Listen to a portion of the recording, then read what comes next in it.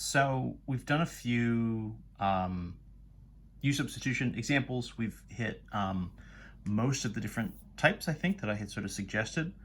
One thing that happens, just to talk about a little bit more generically, is kind of a semi-special case, and that's whenever your inner function is something of the form a times x. So the a here is just some generic constant.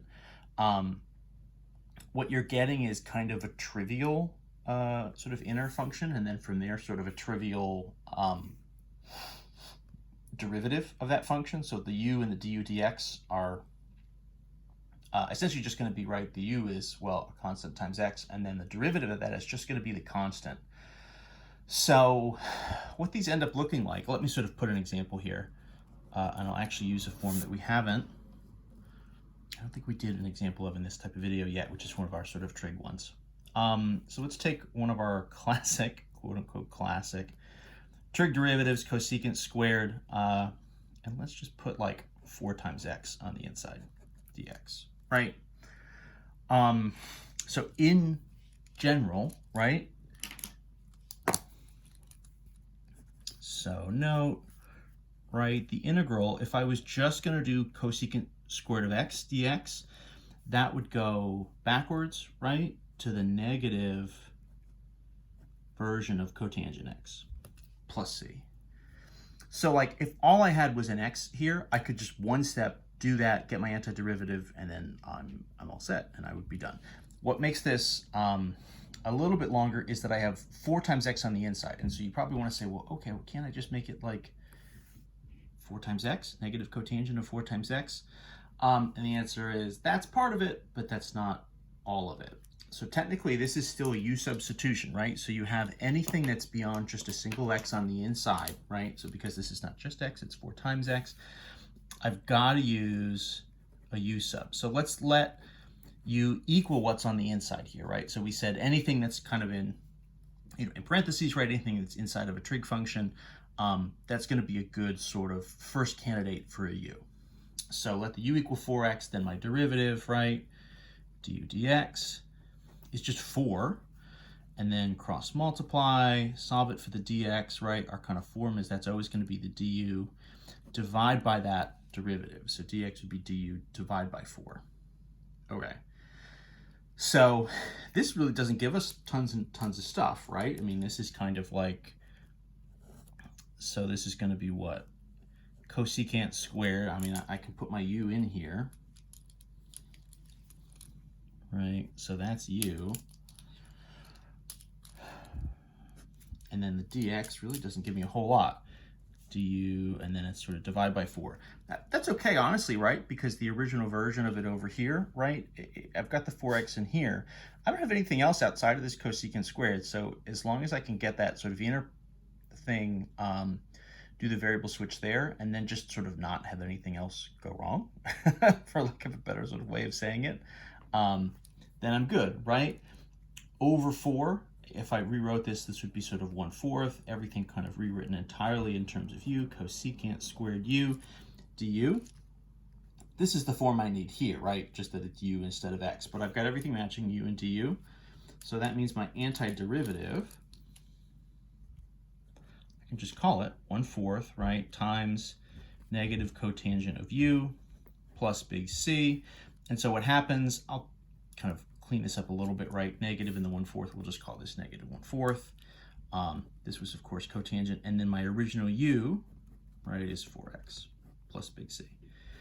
So what's happening here, right, is you sort of have the antiderivative that you would expect, negative cotangent of 4x, but you get this extra 1/4 out in front. So what you're really sort of doing generically to accommodate this and sort of other integrals like this is you end up with sort of a 1/a out in front. There's actually a nice table in the book. If you look in the e-text on Canvas and you go to page 392, there's sort of a nice table of generic versions of this.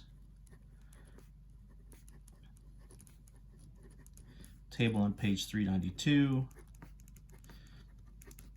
Check it out. You know, it's not to say that you can't do exactly what we just did, which is do a full U substitution and actually just like solve this. But let me give you a second example, just so I can kind of show you, how else this is going to show up. And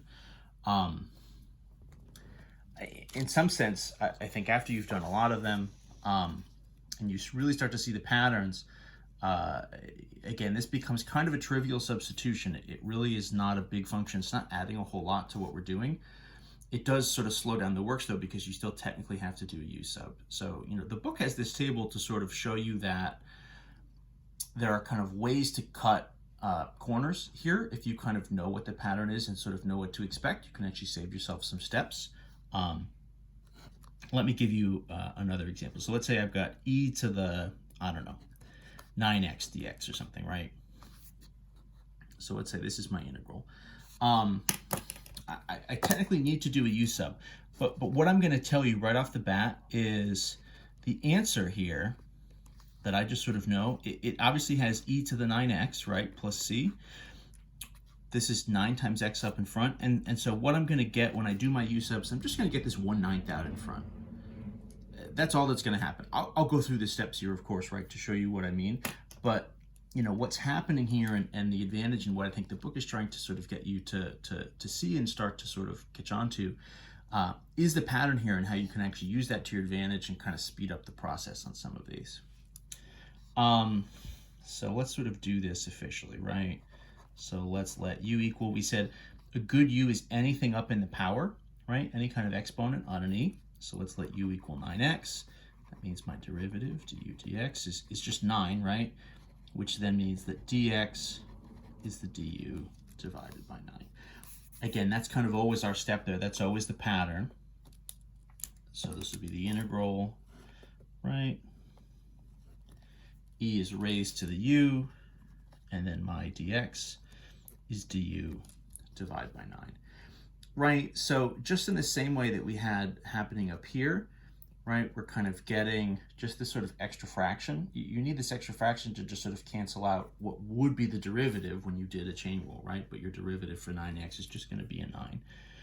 So this is like 1/9 out in front, integral of e to the u du. Of course, e to the u is its own antiderivative, and the 1/9 is just along for the ride. So I can do this and just kind of quickly sub everything else back in, and I'm going to end up right there where I expected. So if you can kind of recognize this pattern, it can actually help you speed along some of these antiderivatives. Let me give you one more, essentially with no steps, just like doing this kind of as if I was reading it from the table.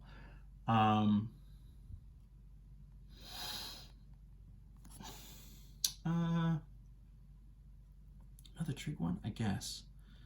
Sure, we'll do another trig one. There's some the inverse trig ones are there also. We'll sort of save those. We'll kind of revisit those a little bit later. Let's do, cosine of, negative 2x or something, right? So even if this is a negative, it doesn't particularly matter. So this is, right, a times x. I know my antiderivative for cosine is a positive sign, and I'm going to get 1 over, so 1 over negative 2, and then the antiderivative here, positive sign of negative 2x plus c. You could call this negative 1/2, right? We usually wouldn't leave that negative on the bottom. Sine of negative 2x plus c. Right, so if we can catch that pattern, if we can sort of identify that kind of early enough, it just helps to speed things along. So that's kind of a time saver.